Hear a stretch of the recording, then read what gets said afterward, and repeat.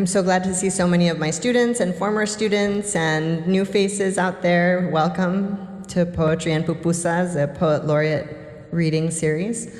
My name is Rochelle Escamilla. I'm Monterey County's Poet Laureate, and I'm also a teacher here at CSUMB. I teach multicultural poetry each semester, and then in the spring I teach Latinx creative writing. So I'm going to read you a couple of poems from my book, and then I'm going to call up our poets.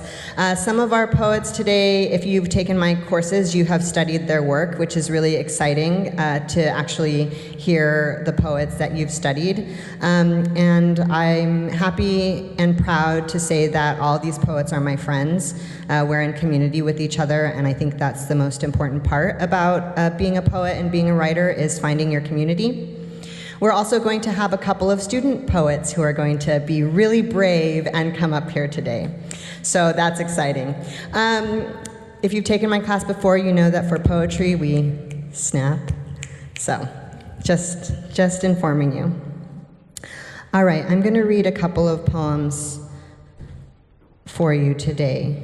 I'm going to start off with, and actually, what's really important about this book is that M.K. Chavez, who is one of our poets today, is the editor for my book, and that is really special to me. I have been a fan of M.K.'s work for a very long time, and when I was selected to be published by Nomadic Press, that's now Black Lawrence Press, they said I could pick any editor who had been published by them before, and I immediately said, oh my God, did someone pick M.K. yet? And so I'm so grateful for you. This poem is called It's Not My Light That Burns. It's not my light that burns, it's the non-light they ever had. It's traveling through land that changed hands with babies huddled in arms, and who knows if they even wanted those babies. It's not me who wakes up in the morning with the morning stars and jumps to work to expel this endless stream of all the bodies of bodies and bodies and all the bodies and bodies, like mine and not like mine, but mostly the ones whose world is rotten with obligation. I cannot empty myself fast enough for all of their desires to run through me. I don't drive in the wind and follow the mountain paths and look for the center of the universe for me. It's not for me. It's not for me. I escape because they need escape, because they called me to this life that they couldn't live, the lives they lost crossing the desert or the river, or the stagnant lives of a detention center holding cell. How does a brown body exist in a world of white? Must we always be beneath? No. Morning stars, coastal granite, poison oak, I come to you as a vessel of multitudes, as absolutely nothing.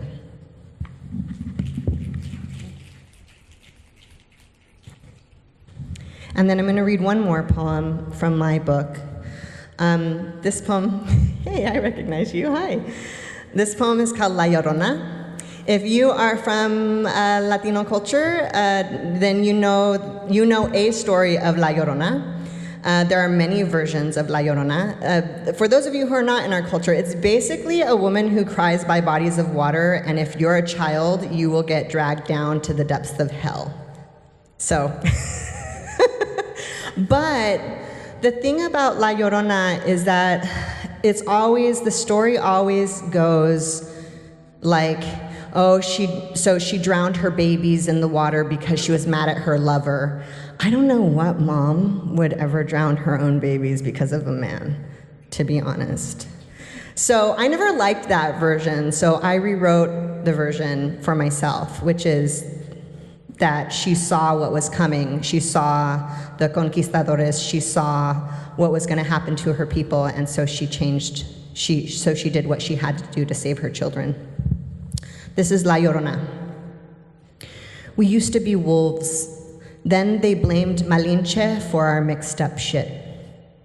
I know why she drowned her babies. Who would wish a life in cages? of girls who only know where they are by the designs in the stucco ceilings, babies passed around at Disneyland, girls face down dead in the desert, daughters living under the bodies of men, trapped mothers forced to police skirts. What did she hear when the she-wolf grabbed her babies and she said, "I love you, so I will kill you"? Did she hear the sound of a horse, the breaking of a branch? Was it all in her head? Who am I to judge the woman who cries for her children by bodies of water? Tell me, La Llorona, what do I do? The rules of my culture are eaten by other cultures, and all of the cultures are ruled by men. Cry to me, La Llorona, how do I keep her from drowning? Thank you. All right. I'm going to introduce our first poet. Daryl Dela Cruz is a very good friend of mine. So Daryl and I started off in classes like you all are. We went to San Jose State together. We were in the undergraduate program, and we took a lot of creative writing classes. And when we were in school, we didn't have terms like BIPOC and like marginalized communities. You'd be surprised at the terms that we did not have. But we were pretty much all the brown kids were kind of shunned out of the main organization in the English department, and so we kind of all like banded together and made an organization that ended up being one of the best organizations, long-lasting organizations on campus. So Daryl Dela Cruz was my secretary. I was the president of the organization, and we kicked ass. But beyond that, so Daryl's an old friend. Daryl's debut collection is This Is a Love Poem Listen by Terrain Poetry Press last year. His work has appeared in Saw Palm, in the Minetta Review, Crab Orchard Review, Studio One, Steam Ticket, and Cider Press Review. He graduated with an MFA from San Jose State University and has recently been accepted as a fellow at VONA, Voices of Our Nation's Art. So very exciting. So let's welcome Daryl. We can clap for him. Yeah, there we go.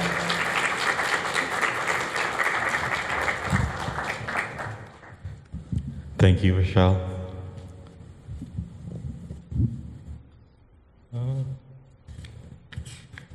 Here we go. Shuffle. I look into the drum of pinto beans and scoop them up with my hands. The texture of small brown things fall between my fingers. I think my father is looking at me, but he's tearing plastic, a lacing around the metal handle, a simple thrust into beans, hundreds penned. I lift them up, counting how many I can carry, the clank of metal, a splatter spread onto concrete. Picking them up, I want to throw them back in. A man with a closed smile and a broom starts sweeping them up. It's all right. It happens every day. My father rushes to hold my wrist. I cannot bend to the ground. I pulled away from the scene, my hands clasp the air.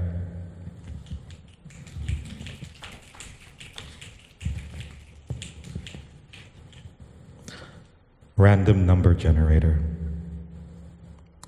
We circle in birth dates for luck, our family revered as numbers. We hope to see them reincarnated on balls rolling down the plastic slope. If we win, we can take the day off for the bunyag, availability based on a willing priest accepting our payment. He'll pour water over a child's head. If we win, we can put on our Sunday best to attend Mass. After we donate, we eat at Zippy's and hold hands before we swallow everything, like roosters before the fight. If we win, we could bury our family we left in the Philippines, who stayed in storage next to the shrine of Jesus. The priest gives a proper send-off in a language we don't understand.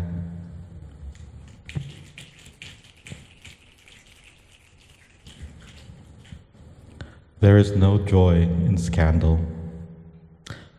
When will you go to hell so I could finally love you? I can kiss you full on the forehead, an intimate moment of Jesus and Judas, the mouthful of disbelief lingering to the end of each other's suicide. My non-existent finger pinpoints a crosshair on your back, tallying the days and searching for the place where your wings should sprout. Touching you gives me the simple assurance you can feel.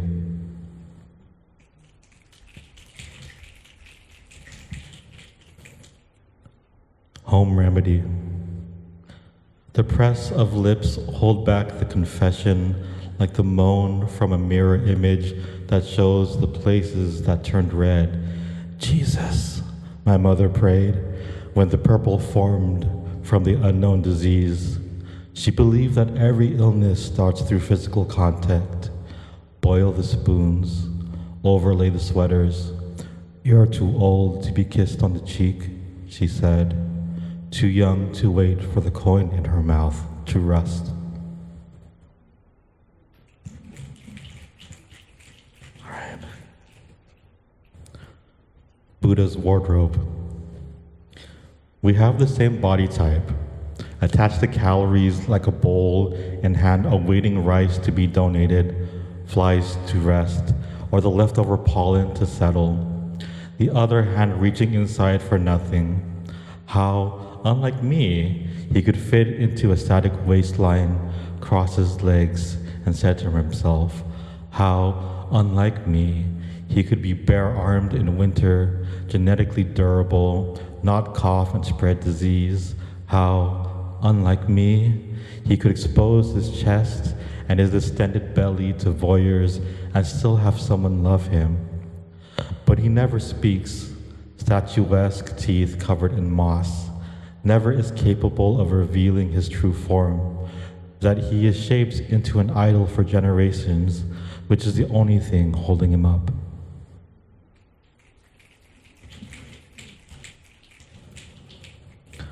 Targeted ads. I know many men afraid of showing misalignments, nothing juxtaposing nothing, their bodies readjusting to the lack of attention. What we see encapsulated on the internet stays just as an image. Someone selling body positivity pops up. The nude male models aren't shown close enough for detailed facial expressions. They stand amorphous. I recognize some features. We all have eyes wandering towards a lens. Even if we are still, we want to acknowledge each other as specimens, etherized, trusting each other during every examination.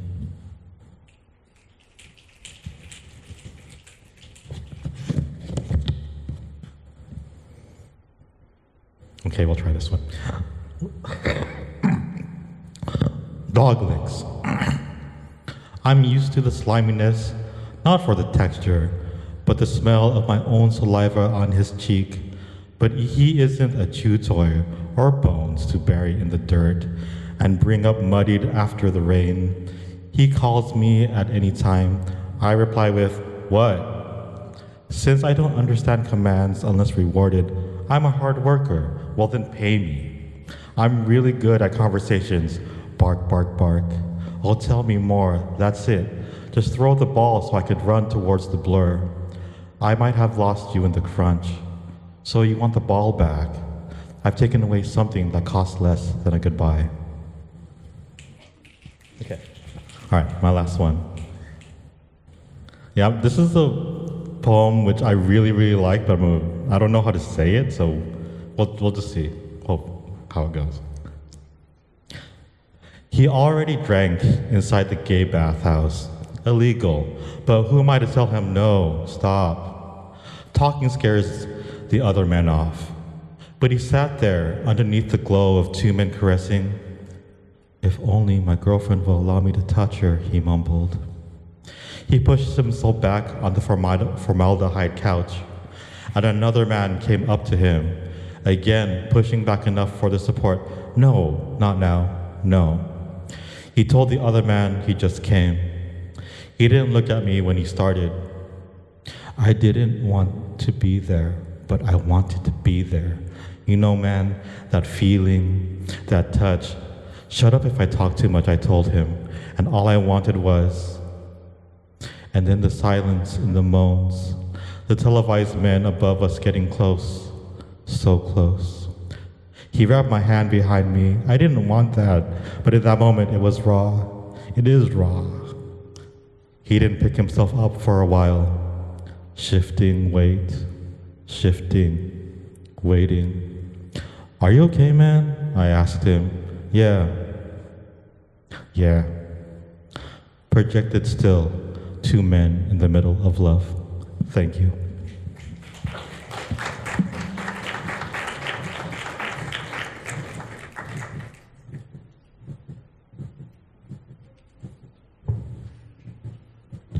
Thank you, Daryl. So after the reading, we're going to have some time to ask these poets about how to get published or how they started in their journey as becoming poets. So just so you know, there'll be a Q&A afterwards if you guys are interested. Our next poet is a student of mine. Heather Carlos is a psychology major. She likes to connect her writing and poetry to past events and to what others might be feeling. She wants to make her audience feel seen and heard without having to speak. The poem she will be sharing represents the tough times many people may feel or need to escape from our current society, and hopes that she can make connections with a few or with many people. Please welcome Heather Carlos.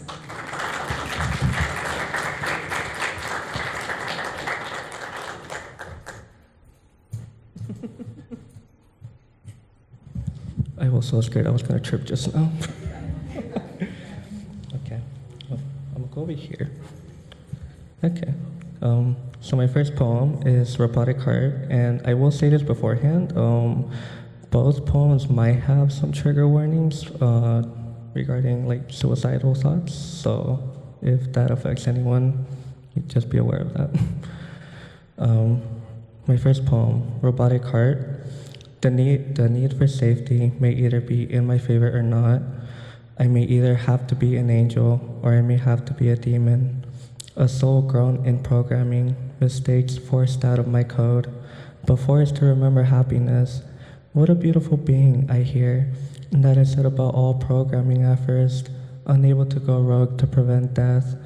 It's a beautiful thing, isn't it? Up through the sun and moon, inside a box, no emotion, yet being a programmed heart, used for labor turned to more labor, just to later be turned into a life lesson. My fried robotic heart, a life lesson, unable to feel, unable to dream, unable to hate, unable to escape my already chosen path, a life lesson. Is it bad I can't feel, I can't interpret pain? It's my duty though, I must fulfill my Creator's needs. It is what I have been programmed to do. I have no fault in my code. They made the code. How could I be a life lesson? Oh wait, it is not my fault. It is theirs. I have been programmed my whole life. They failed to program me. It is their fault, not mine. I am not a life lesson. Ooh. Oh my God. Then my second poem is called The Gamble of Escape. This one is a little bit more trigger warning related, so The Gamble of Escape. It made me smaller and weak. I was unable to gain my own voice. Where education is hell and students tied to chambers with ropes, friends screamed to escape. They found a hidden gem. Unfortunately, it was a trap. The hidden gem shall be upon you. Beware of its beauty, as it is a fox, my friend said. I wonder, have I encountered the slick fox that they all speak of? Once released from the chamber, lips merged, magic occurred, but darkness lurked as a familiar taste emerged from a well-known cylinder compartment, one that I have used in my past. I understood the risks. I took the risk, I took the gamble, but it couldn't be done. I failed once again. My escape is essential, but a steel door stands in my way with her in front of it. It takes me pushing her away once and for all to open the door. Am I capable of such a thing? No, this can't happen. There needs to be another alternative. But how? How? I worked so hard, overworked myself, and suffered, but this bastard took my soul and left me with a blizzard of pain. There is no other way. If that's the case, I shall just abandon the world altogether. Perhaps that way I will be seen, right?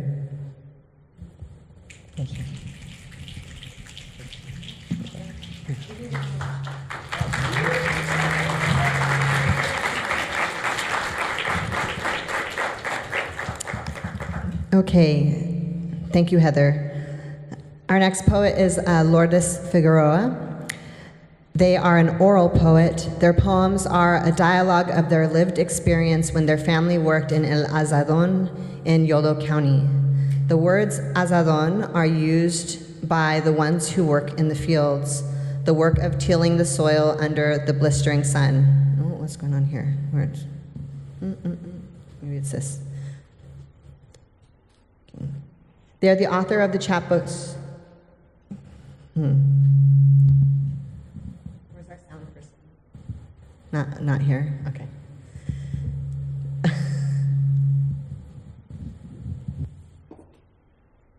They're the author of the chapbooks. How do I say this? Yolo and Ruidos to learn to speak. Completed their Alley Cat book residency. They received their MFA in poetry at the University of San Francisco. Lourdes is the recipient of the 2021 Nomadic Press Literary Award in Poetry, selected by Emeritus Poet Laureate Kim Shuck. Welcome.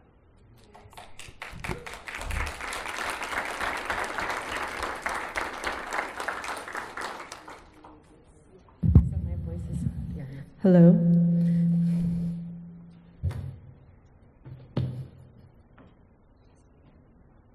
Testing, testing. Hi. Can y'all hear me? Yeah. Are we doing it? Okay, here we go. Thank you. Acompáñame al nacimiento de the shoot of the wheat, the bud of the corn, birth of Teocitle, daughter of Nawa girl, born on the fence of iron and rust. Nawa girl, born on the center of the Vagas. There's coal in your mouth. As we wander across the forest, they have told us that there's gold and silver in the heart of the tree, but we dig underneath the tunnel of the volcano to find a jugular vein with a mouth. There it spits out fields of the sugar cane. Nawa girl, brew the agave, the galeon sits amiss. She calls it occidental. There are oceans between us as we learn to swallow bourbon. There were hundreds of chicotazos on her back. Nawa girl, your skin is changing. It glistens under the 5 moons, under the 5 suns. We have arrived. The cotton fields have made us golden. We are ancient in our song.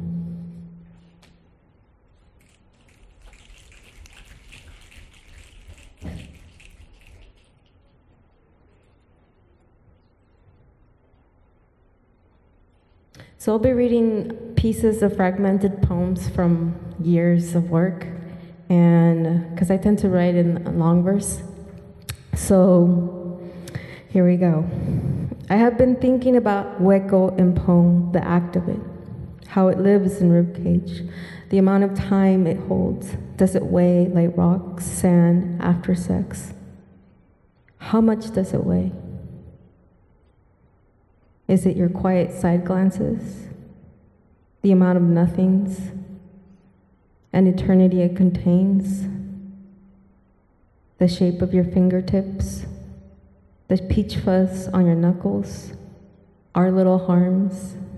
The things we almost said, the things we did say? A dear Tío passed away suddenly. The grief around mirrors the inner and outer silence. My thoughts wrapped around the quiet before I reached out to him for help. his alcoholism, my cousins, undocumented, unable to go to his burial, my mother's little brother. The shame inside silence, the very thing that makes all of our work human. Mostly, I've been fixated on our gestures, interpretation, the missed I love yous, translation, fumbled words, mistranslations, misinterpretations, which really are bodies attempting to cross over, where to touch, accidental overdose, how to touch, accidental accidents, apologies, a relapse, part of moving towards the wound. How can I reach you without hurting you? What do you hear? What is language? Is violence silent? Is death mute? Death isn't mute. Our true nature, Mermerita says, is joy, goodness at your core. You're a playful being. All of you deserve this. She rises before dawn to greet the sun. She worships in ways that are foreign to me, chanting to an all-loving God or goddess. Her Buddha sits happily, chubby, smiling. Her breath and chant interrupts what I think is silence. Here there is a forever of our childhood that I'll never understand and don't seek to understand. So I move towards the wound and I ask the same of you.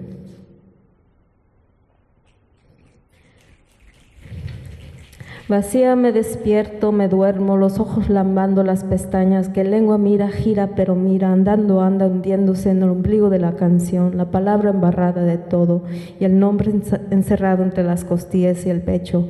Los senos se cuelgan, leche no tienen.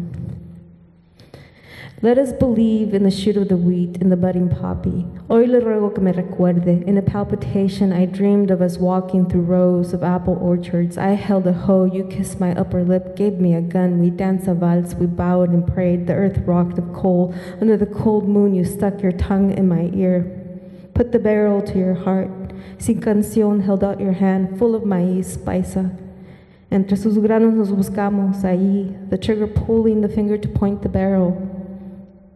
Voice soft in my eyes, we stopped dancing, we stopped praying. You said the trigger pulled the finger to the red of the poppy, amigo. En mis sueños lo encontré. Hoy en el día I seek you to see me as you saw me in there. The fields are charcoal, the orchards have lost their branches. Paisa, ¿por cuáles rumbos se encuentra hoy? Paisa, of what parts are we of?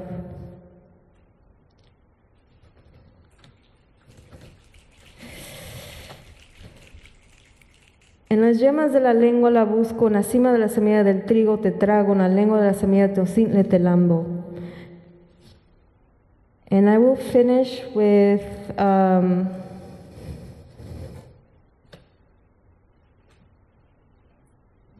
couple of new poems. They're self-portraits. A ver si les gusta. A ver cómo les cae. I actually made these poems, and I'm part of MK's Ouroboros writing lab, and she's my writing coach. So I work with MK, and MK also was the editor of my book, my chapbook Vuelta. So yeah, MK is my poet hero, just so you all know.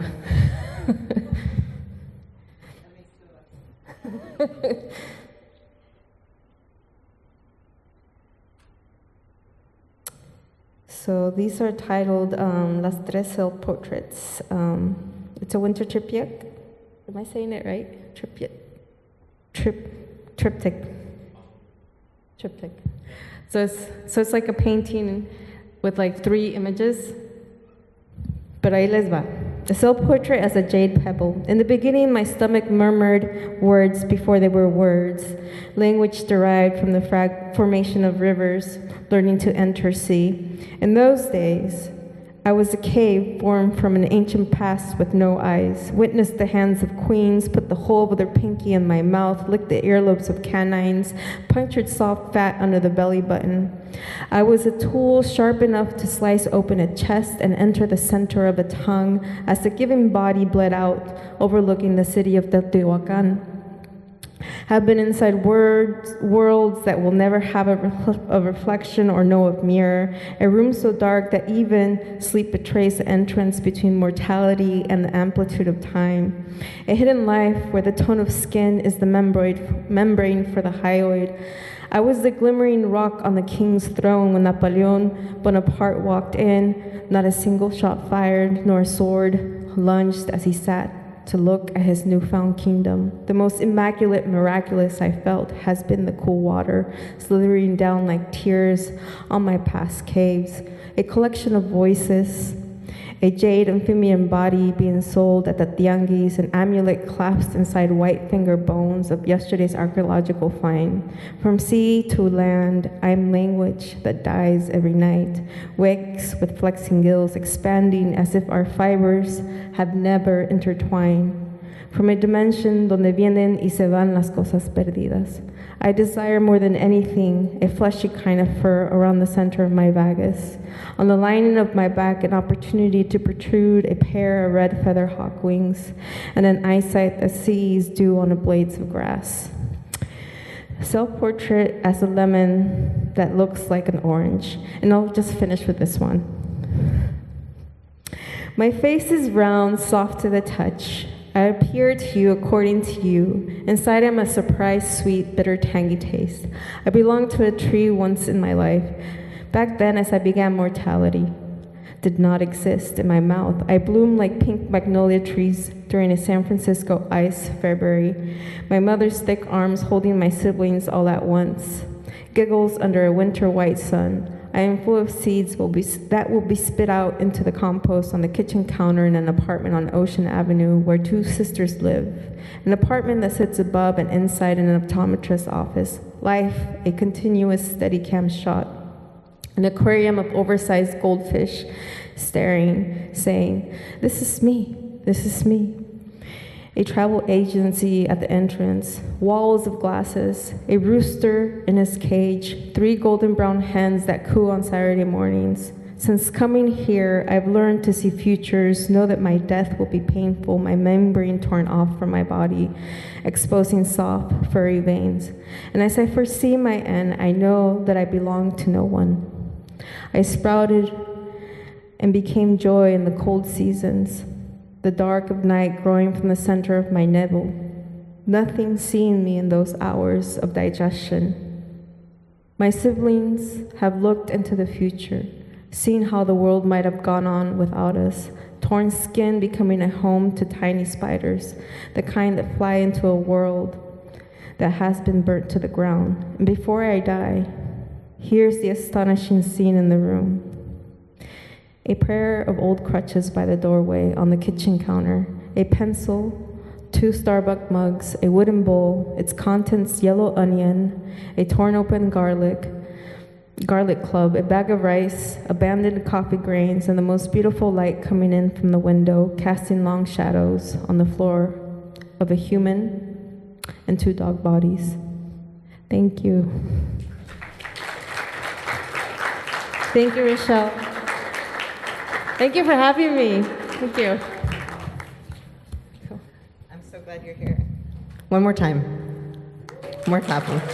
There you go. It's my great pleasure to introduce to you MK Chavez. MK Chavez is an art monster, writer, and educator. Chavez's writing explores mixed race identity, social justice, environmental resilience, horror, cinema, magic, ritual, and the creative process.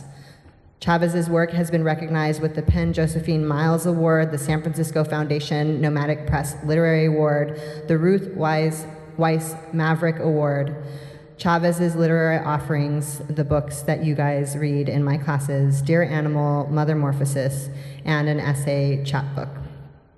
And you're a writing coach, and an editor, and an amazing poet, so welcome, MK.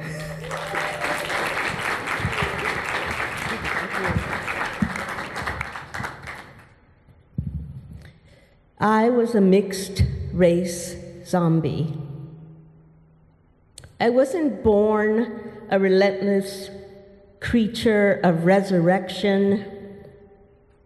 If I could, I would eat from the top of my head. I would feed the seventh chakra, that mysterious lotus, 1,000 petals and 20 layers of 50 more petals.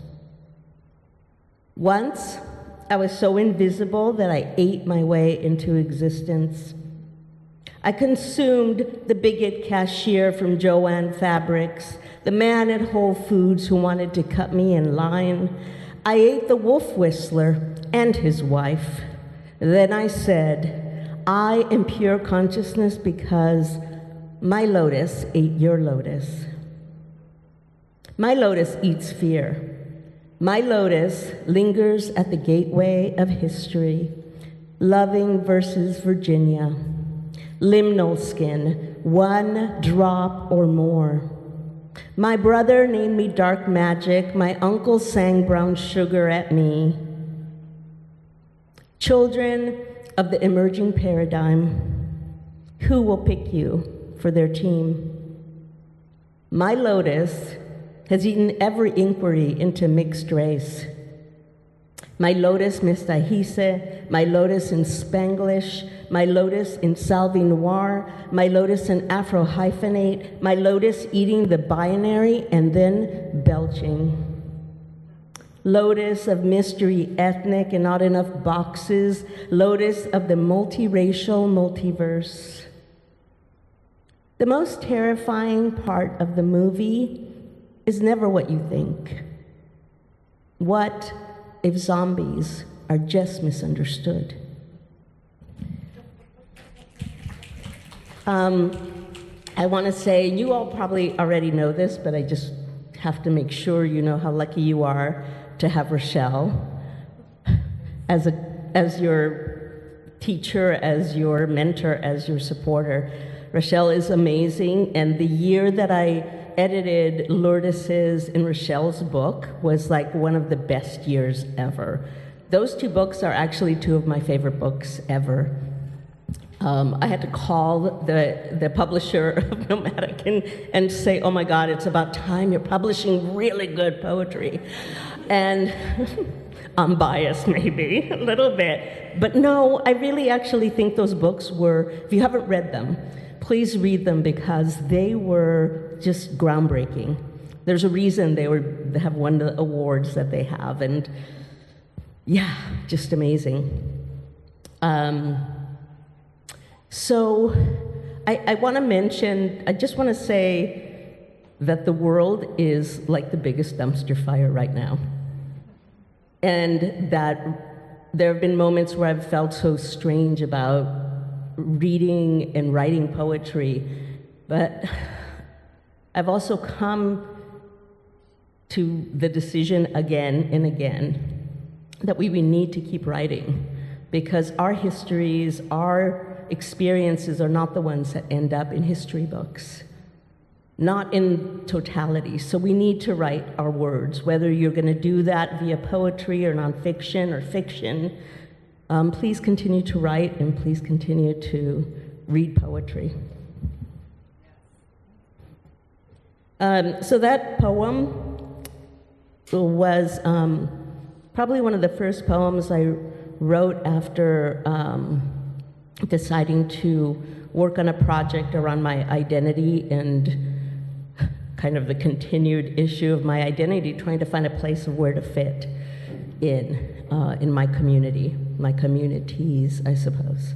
So I did what any normal person would do. I watched 400 horror films, and I found that incredibly helpful. So I'm going to read you the process note, or part of the process note for that collection of poetry. This creature emerges as a fragment to this act. Reflection transforms intangible into the corporeal. There is a slipperiness to capturing identity. On a Sunday afternoon, I found Frankenstein. I knew immediately that I loved him. I grieved for him. I knew I was him. I grew up with people who were trying not to speak of certain things. But the words always came, falling out like teeth, row after row. I caught them like some people catch unsubstantiated fear of other. And in a way, it was like golophobia was the shark's demise. I was marked, I knew it. I opened doors in a recurring dream, fell in love with the doors, their presence, and carry a devotion to finding answers. Collections are words, sacred realizations, and sometimes glossolalia. The landscape of horror films are fashioned from the details of lost identities. In El Salvador, I'm Black, but Black in that we don't have Black people in El Salvador kind of way. Joan Didion's book, Salvador, was a slasher film. It offered one way to see the worn-torn self. I thought myself part of The Walking Dead. I shut my eyes, as one does during the scary part of a horror film, and closed the book. There was blood everywhere. In conversations about identity, a friend says, "I never feel Latinx enough." Then she says, "But at least you speak Spanish." Another friend says, "I knew it when I told her I recently learned my father's side of the family is Black." Another friend says, "But you're not really Black." In all the years, Father never said, "We are Black." He said, "Try not to look Black." Frankenstein is not the name of the monster. The monster has no name. Frankenstein is the name of the father. Horror films help me to make sense so that I might love my monster, love your monster, love my father's monster, love the monsters my friends carry, and even love that monster, Joan Didion.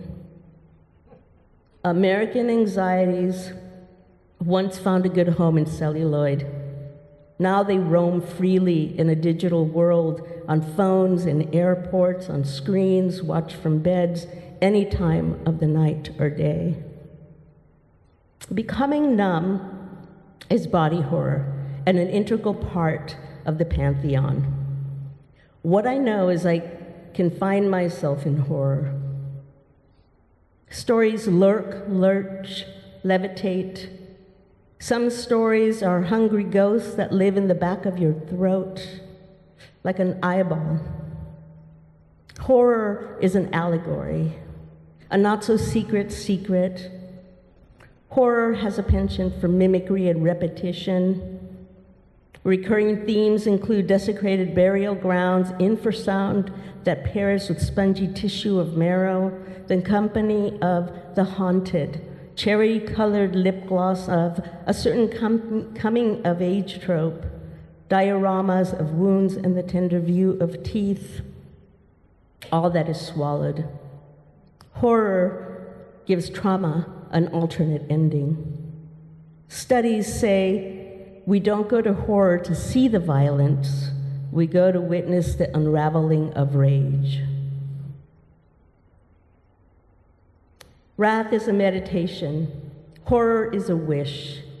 Consider the monogamy of some monsters, their single focus, and the promiscuity of others, how they alter everything they touch. My father would drink and ask, "Why are you so dark?" Monsters once lived on the edge of maps. Art historian Asa Mittman says, monsters do a great deal of cultural work, but they don't do it very nicely. Somewhere inside me lives a wish to incite fear. There are many casual things said about my skin and the tangle of my identities. I'm going to stop there, and I'm going to close with something I think is kind of fun.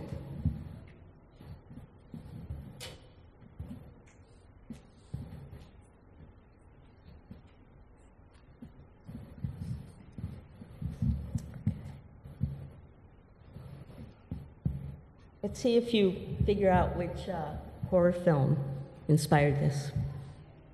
The Two Marias. Demon in my trachea, shining her transformation into a rite of passage. Damon as interrogation of childhood and mother's schizophrenia. Demon as woman part that turns its head 360 degrees. Demon is vomiting again and making a mess. When asked to clean up, scratches "help me" onto my belly. Damon as little helper. Demon in my hand, stealing money from the donation box at church, flipping off the nuns, spray painting on the side of the church. There is no God. Demon stirring the pot of anxieties, theological horrors, castration, scissors, and disorder of the nerves. Demon buying pot. The boys roll joints for her so that Damon can buy school lunch and pretend to look normal. Demonic possession lighting up my mouth, screaming obscenities at doctors and priests, the cult of domesticity in disarray. Father wept and threw himself from a window just to avoid the conversation. Demon in my urinary tract, taking a hot piss on patriarchy and watching the steam rise, the rise of feminine monstrosity.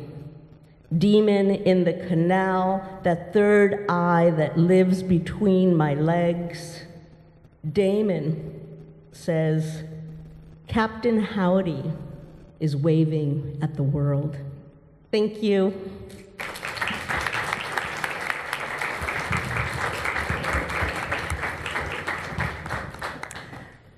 Jose, are you ready?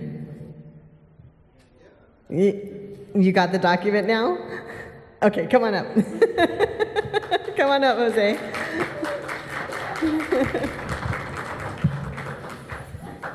And after Jose's reading, we will have a Q&A with the authors.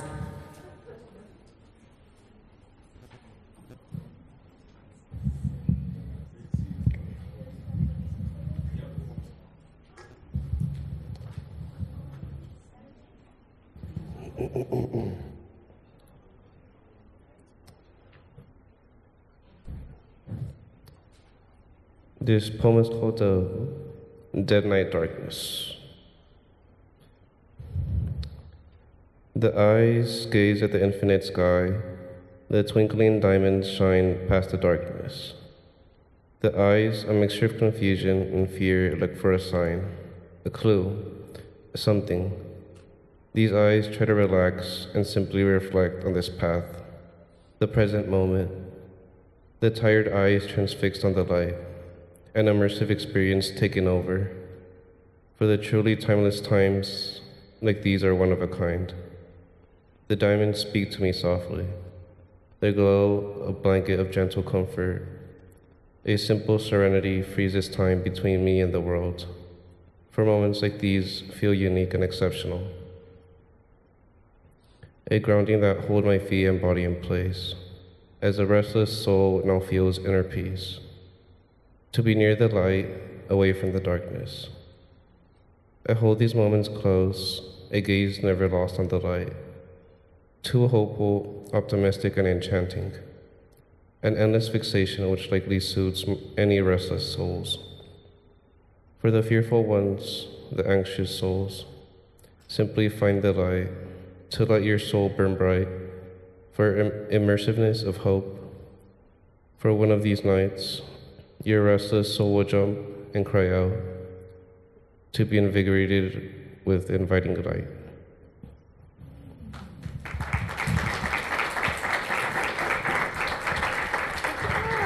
You did it. Good job. Okay, now I just want to open up to Q&A to the poets. If you guys have any questions about publishing or writing or about how we've gotten to where we are, you could just raise your hand and ask that question. And yeah, does anyone have any questions for our writers?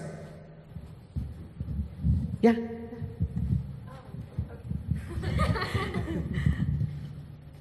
Okay, so my question for you guys is, how do you find your first publisher? And do you have to bring them a book, or do you bring them just a collection? I'm just curious. Thank you. Who wants to take that one? So for my publisher, I've known him for 15 years or so. And so I met him at a gathering, and we talked about like, oh, you want to see my book? I have some stuff. He's like, okay, we're taking up submissions. And he took a look at it, it's like, oh, it's not ready yet. So I spent the next 12 years publishing, editing, just doing the best I can, and I brought it back to him and said, okay, I worked hard, I tried it out, what do you think? And he said, oh, it's still not ready. And then 2 years later, after more of it, under him telling me it's not ready, he said, okay, you can stop, it's ready. And I'm like, oh, are you sure this time? You don't want me to edit it for the 90th time? And he's like, no, it's okay, let's try it. And so that's how my journey went, so. Anyone? So like publishing can be like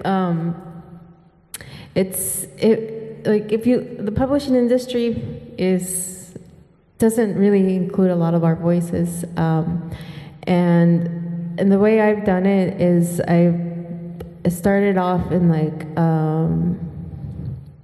open mics, and then writing workshops, continuous writing workshops, and also I didn't take the route of like a norm. I don't know what a normal. There isn't a normal route, I don't think. The first publication I had was DIY, and it was with this couple that did a press. They formed their own little press, and they published chapbooks, and that's how I got published the first time. And it really is about like your community and finding your community. You know, looking. At least for me, that's what's the road that I've taken, and that's the road I choose to take. And just because I feel that the poetry is something that needs to be shared and continuously shared amongst each other, and it's constantly a movement. It doesn't just belong in a place where it's meant to be consumed. We need to take the time with it. You know, I remember being struck one time hearing, I was in a conversation about like, oh, this book came out last year, and then somebody said, oh, in the poetry world, that's old news. But poetry takes time. You know, it's not just about producing, it's also a way of life, you know, and it's, as you continuously arrive with your tongue and your language and your communities and the people you know, you like look around you and like seek out open mics, seek out communities, go to bookshops, make your own. And also too, like in terms of like sending your work out, like the way I did it, I had a whole manuscript. And then, you know, I just sent it off. And for the first one, it was through word of mouth. Somebody said, oh, you know, they knew because I was reading around town, you know, in the Bay Area, and so they recommended me, and they liked the work. And that this little press is no longer, their name was Spooky Actions, you know, and but also look at the presses you're submitting your work to. Like, is it something that aligns with you and what you're going for with your work and what you're doing? So I don't know. I think that was my approach I had Dear Animal, and I wanted to find a publisher that I felt would get Dear Animal and really understand it. I started sending out my work and getting published, and and having my work misunderstood, which is, it's fine. I'm kind of like, go ahead, misunderstand it. I mean, it's in your literary journal, and it will find who it's meant to find. But it's weird to write things about misogyny and have somebody say, oh my God, that's such a sexy poem. Things like that, where you're really trying to illuminate something, and you clearly, the journal doesn't understand what they're doing. So that's what prepared me for what I really wanted for Dear Animal. And I really wanted a publisher who would be as committed to Dear Animal as I was to writing it. So I found J.K. Fowler at Nomadic Press, and and it was wonderful. It was also a moment of community building. I still know J.K. Fowler no longer has Nomadic Press, but it does other things in the writing world, and our relationship has continued. And I've met all of these. I wouldn't know Rochelle or Lourdes as well as I know them. I wouldn't know their work as well if it wasn't for that publishing place. So I say, publish your work. Just know, just know what it is that you're doing. Sometimes I have clients who will say, oh, I'm not going to send my work to that publisher because they don't publish people of color. And my response is always like, so let's get 20 of us together and we all submit. We bomb them until they do publish us. So really there is no, I think like Rita said, there is no right way. There's just your way, and having support to get there, because, I feel like the poet is tender, and then the person who has to submit has to be something different, because it's like you have to have another part of yourself that is the person who goes out and finds the publisher and does all the negotiating and all of that. Yeah, I will say the same thing. Yeah, and my Virgo moon and Capricorn rising also had a spreadsheet with all of my poems and where and everywhere I submitted them to, and also the full manuscript, and I went through every single one. And I actually sat down every Sunday morning for 3 years and gave myself 4 hours of research on literary journals and prizes, and I would only select the people that the publishers, as is being said here, that are in community. And so I think what MK says about the poet is tender, but then there's another side that you have to bring out, the person with the teeth, like that has to come out if you want to get yourself published in the world, because there's a lot of rejections, and they're not, and the rejections are sometimes just you're ghosted. Like they just don't answer you, and you're like, okay, well, it's been 2 years. I guess I'm gonna submit that poem somewhere else now. I'm pretty sure they don't like me anymore. So yeah. Do we have other questions for the poets? Yes. Oh, I don't need the mic. And you don't need it? Thank you all for coming. Really appreciate all the work. I have a question about the writing process. So you're up here reading your poems, and that's how we consume them, is through the orality of it all. But how much does orality play a role in the writing of the poems? How much are you reading it aloud while you're actually writing it?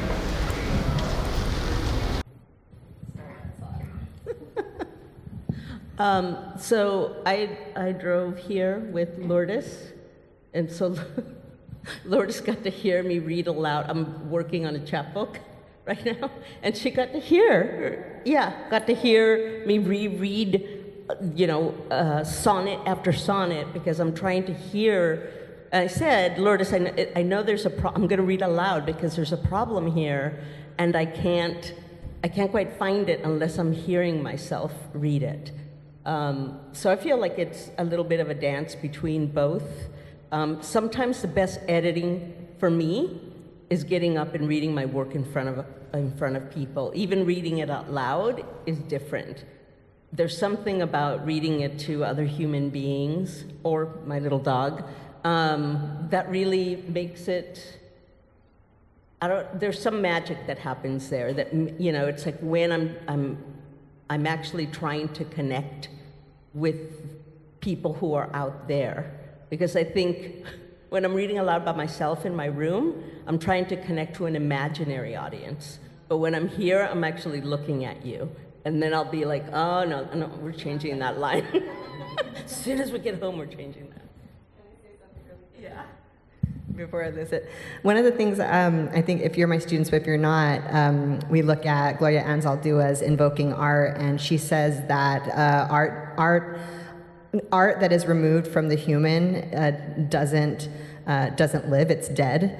And that our art is constantly living. So like in a Chicano household, our altars are a representation of our art. We feed it, we make it grow.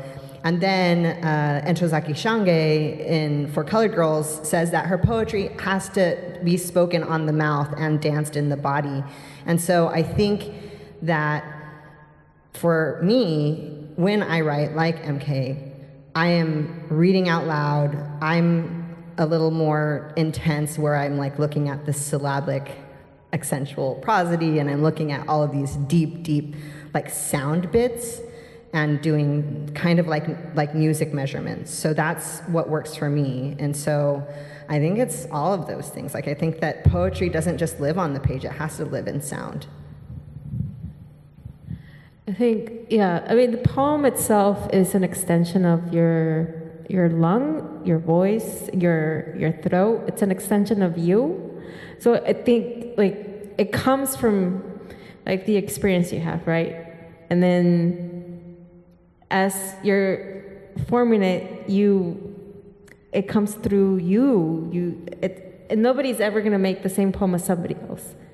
You're always gonna make your own poem, and it's bodily. For me, it's bodily, and it's always been bodily. Language, I mean, you're working with language, right? And language is basically bodies reaching towards each other. So, in a sense, it will always be oral, I guess. I don't know if that answers.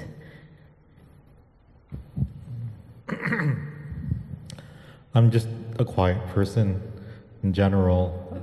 I look at a poem, I'm like, I like the words, they're nice. And when I like try to edit, that's when I talk to myself. Not really about the poem, I just like look at words, I'm like, I don't like this word. And that's how, I feel like I know poetry is an oral tradition. I know you should say it out loud. But for me, just a history about myself, I used to get sick all the time. So I wasn't able to go to readings or these types of things. So it's just me in my room that has a pile of laundry, looking at a poem and being like, I think people will like it, maybe. I don't know. That's my process. Thank you for your question. Do we have any other questions about poetry or poetry writing? Yeah. Thank you. So I'm tethered to a deadline. I have to accept or reject an offer from MFA in creative writing and poetry in Columbia University, but I'm just trying to see if I'm gonna make a right decision about accepting, because it's like a lot of money involved, and so I was wondering, how was your MFA experience, and what advice can you give to students who are going straight into getting their MFA after their undergraduate? Exactly. I will tell you that I got my paycheck for royalties on my book from last year, and it was a whole $6.75 for the whole year. So good job, right? I'm good. It's $6. I can't even buy a latte with that. I was accepted to University of Pittsburgh's MFA program right out of college because Daryl sat me down and made me apply to MFA programs because I wasn't going to apply, and Daryl was like, you need to apply, so then I did. This was when we had to write them out and print them out. And it was the fifth best poetry program in the nation at the time. I hear Columbia, that's a huge thing. So it was huge for me at the time too. And I did take out a lot of student loans, and I still have those student loans. And I still believe for myself it was the best investment I ever made in myself. I think it was really hard. It was especially hard coming from communities of color, going to a very Ivy League white university, which is where you would be going. It was very competitive. A lot of the work that I did inside of the MFA classroom was meant to cut me down and make me feel really bad about myself. The professors weren't very good, and I was with some of the best poets in the nation, one of which got the MacArthur Genius Grant a year after he left my program. I had almost no support, and I cried all the time. But I had an experience of my life, and I don't think I would ever change it, so I don't know. That's my answer.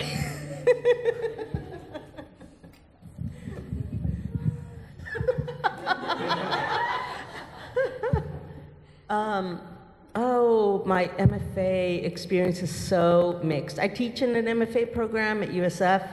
I love my students. There is no other time and no other place where you will be able to geek out on a line. This word, and Gertrude Strand's tender buttons. What about those buttons? It's a sacred space. It's also an institution that is old, needs some, how can I say it politely, needs to be completely rethought. I'll leave it there. It needs to be rethought. It needs to be free for, and that's the part I feel like it is really heavy, like to consider that. And so what I will say is that all of the education that I've gotten for writing, I've never regretted it. And if I could, I created a writing lab because I have to be in a learning environment with people who are also trying to learn. And because many people don't have that opportunity. So there's that. And I feel really privileged for having been able to go to an MFA program. And what was hilarious to me is that when I was in my MFA program, my cohort would come and they would complain about being in the class. And I would be like, how much are you paying to come and say, oh my God, why do I have to be here? So if you don't want to be there, don't be there. It's too expensive it's too much to pay to be somewhere. But if you really want to be there, you are absolutely 100% worth it. And maybe one of the good things that will come out of the revamping of all of our institutions is that they'll somehow lose all these loans. I don't know. That's what I hope. That's my hope. I'm putting it out to the universe. Maybe somebody will just accidentally hit the wrong button and it'll be gone.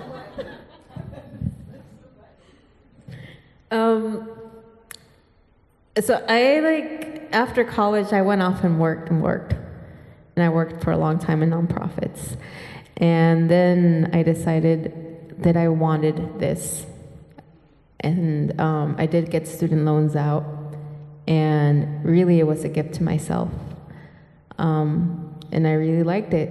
It was hella white, but I loved it. And for a long time after that, I looked for a space that was, that was a learning space, and everybody was committed to that space, and MK created that space. But I think, if it's if you want to work right after school, it's also good. Go and explore the world. But there's also enough life in you too. If you have what you have and you want to go and you want a space for writing and that's what you want for yourself, go for it. I know it's hella money, but For me, it was a gift, and I still have those student loans, and yeah. So it's it's going to be up to you. You're taking that on. And there's other ways too. You can find writing communities too, but just that you're taking that on, and that's going to be something that you take on. But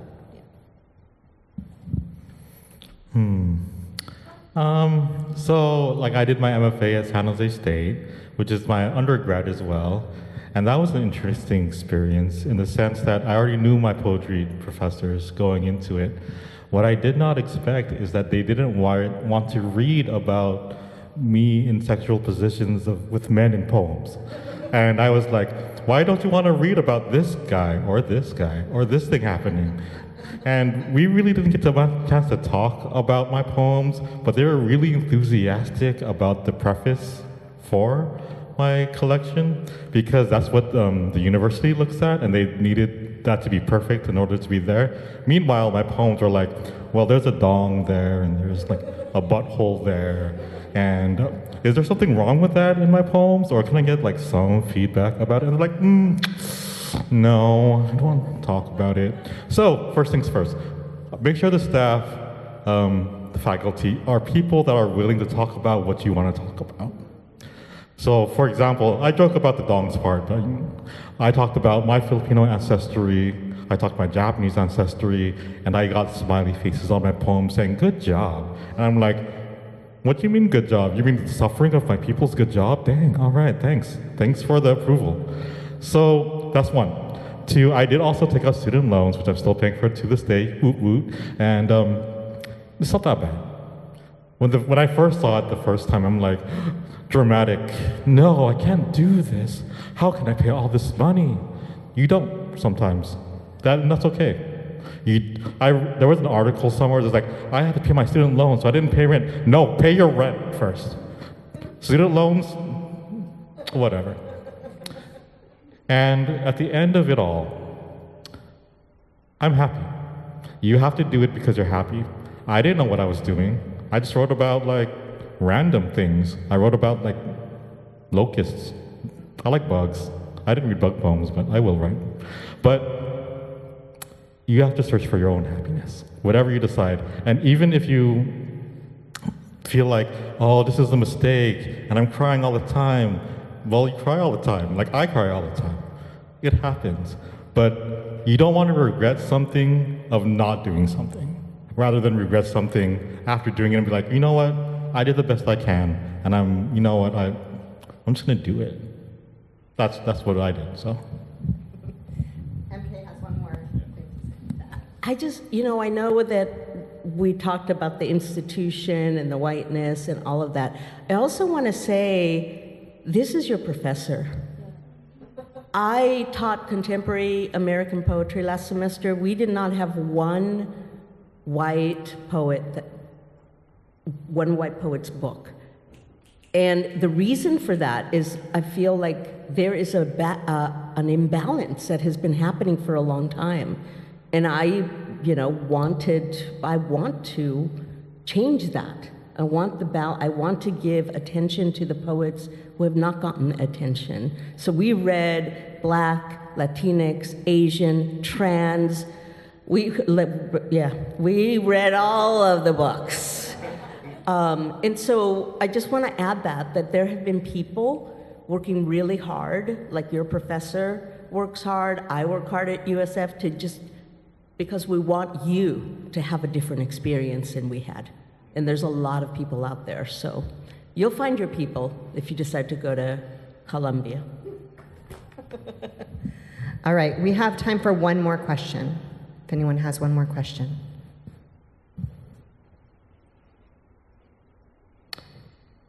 All right. Well, thank you all for your time, for being here. Let's give one more round of applause to our poets.